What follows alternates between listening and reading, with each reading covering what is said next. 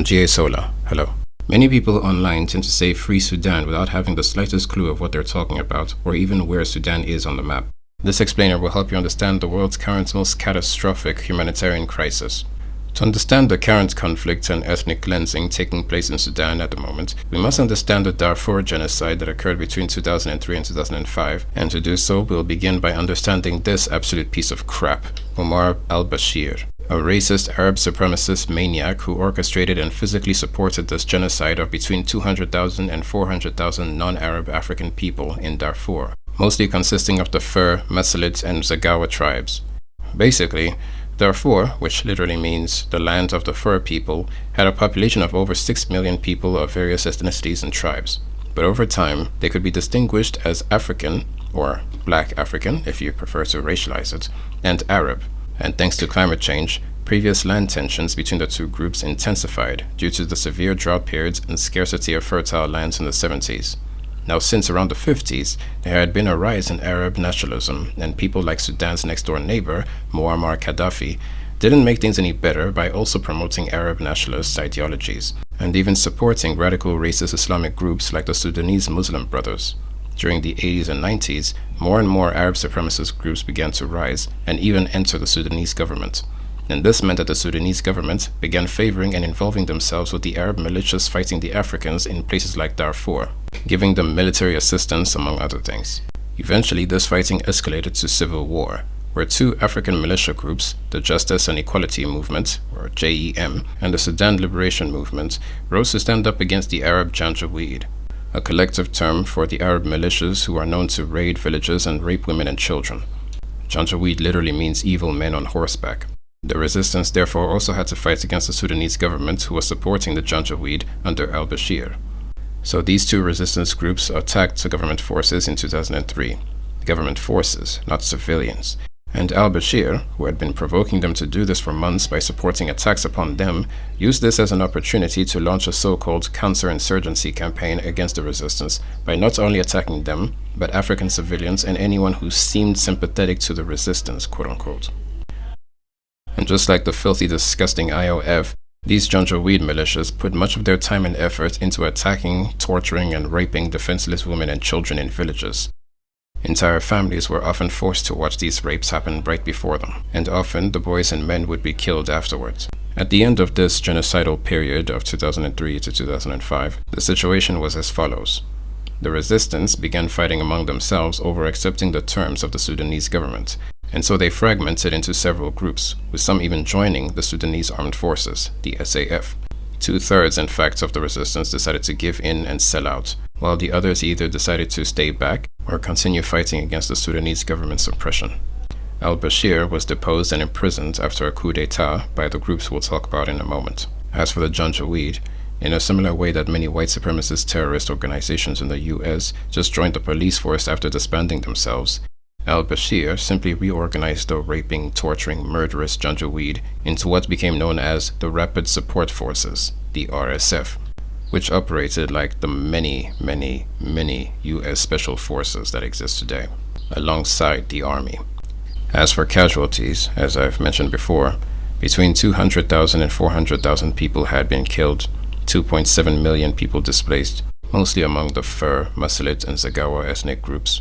Some people of Arab ethnicities were affected by the fighting, but they received more aid from the Sudanese government than the non-Arab ethnicities in the country.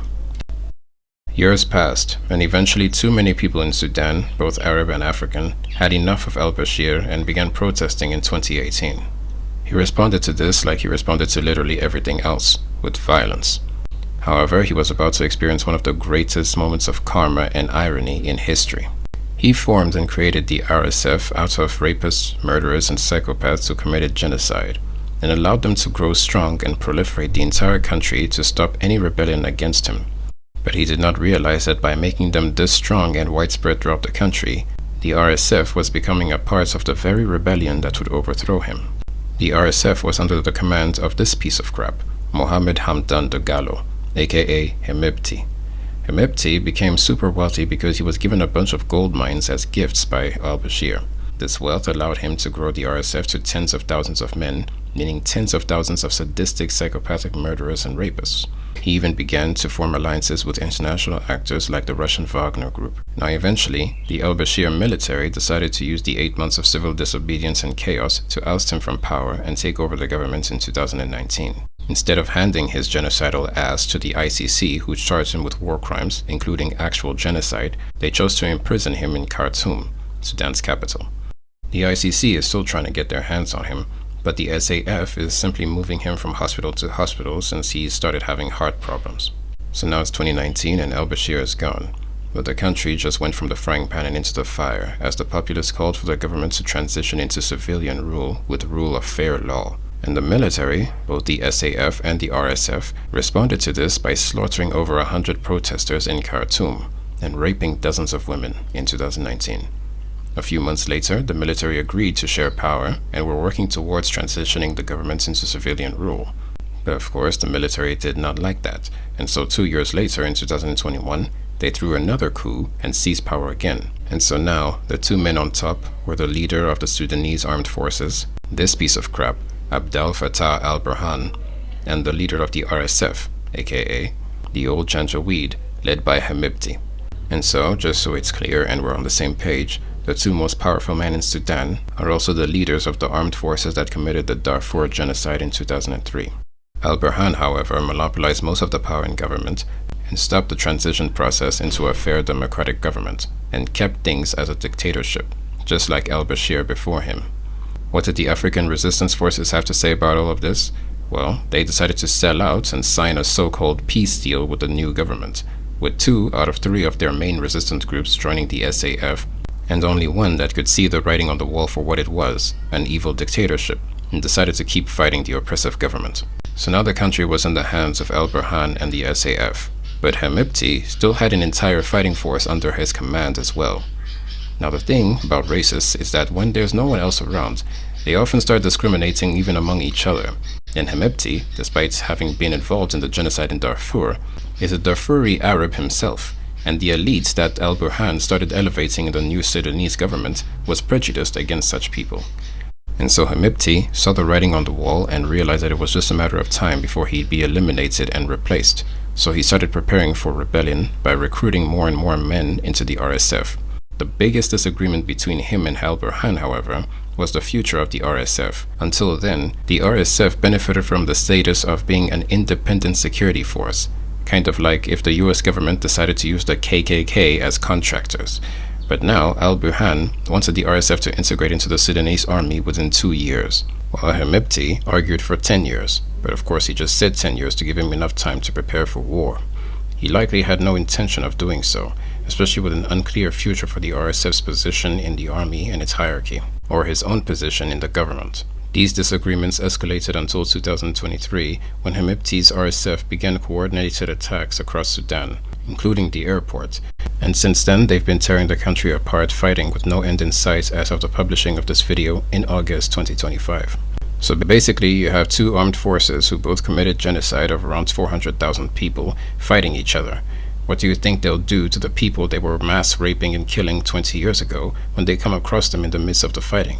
Both of these groups were formed on the basis of hatred, racism, oppression, iron fist dictatorship, greed, and supremacy.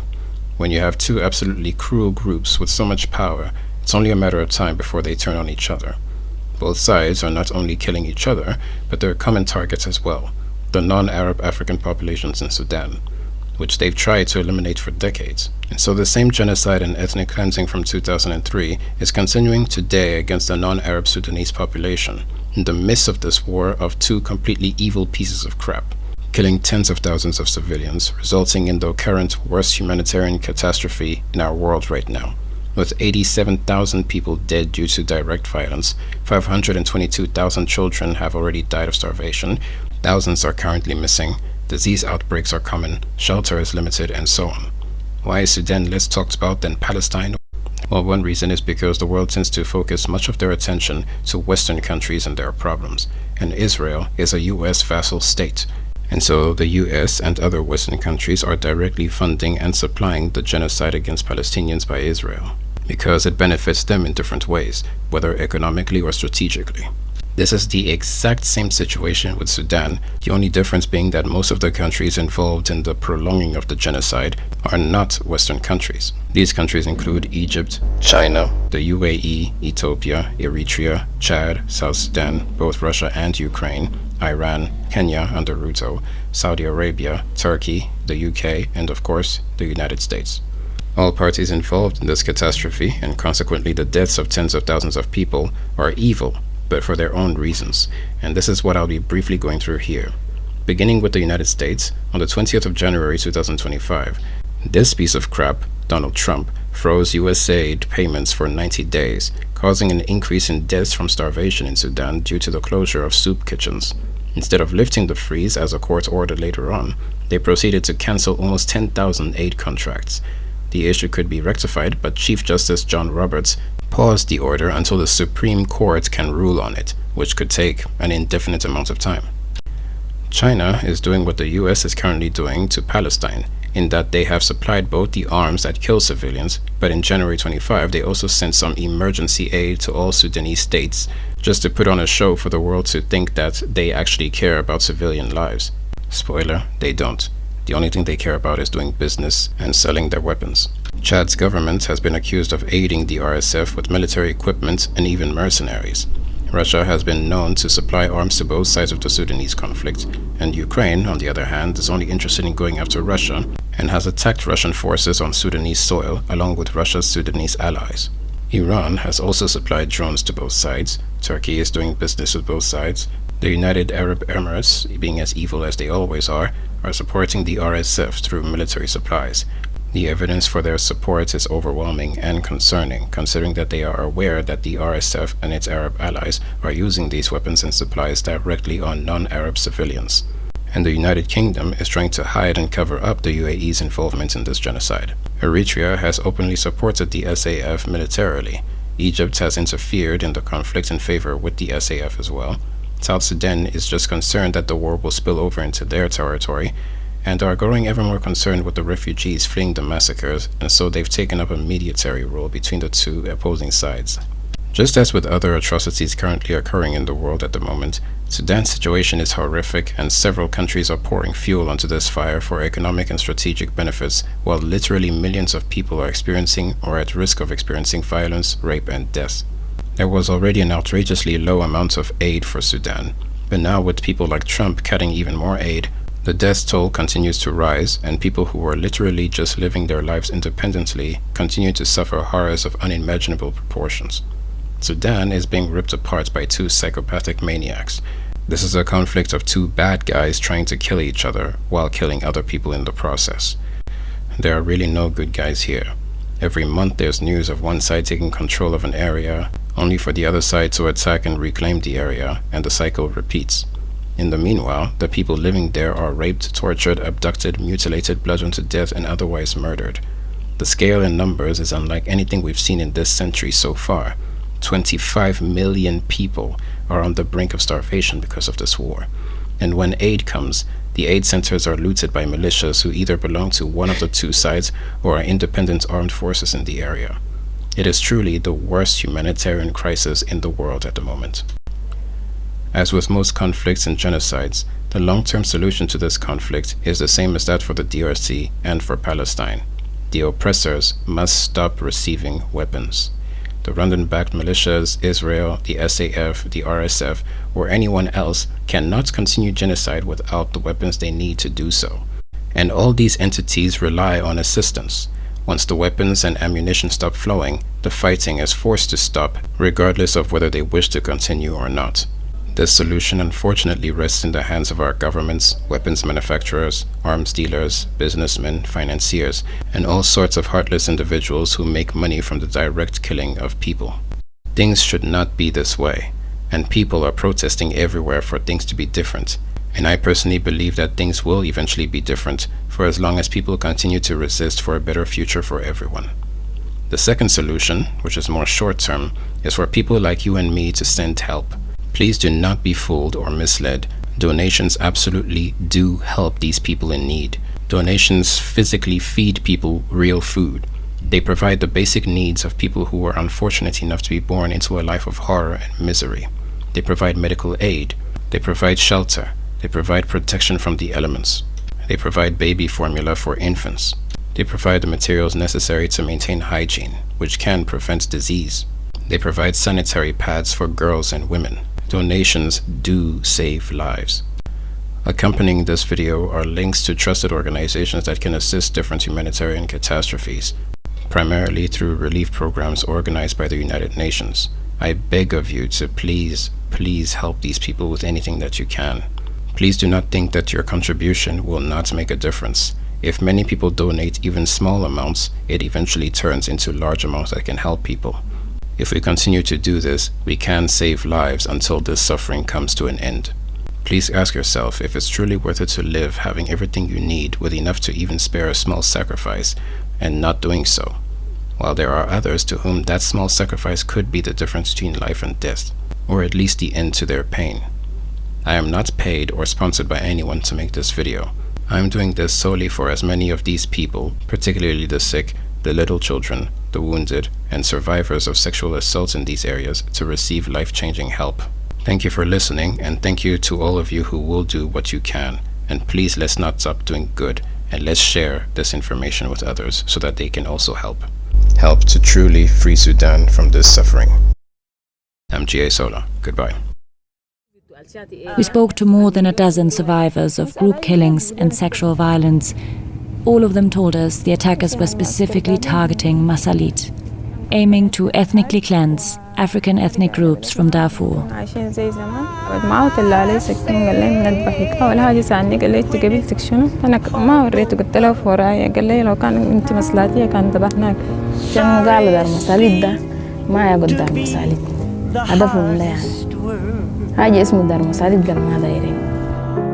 It's sad, so sad.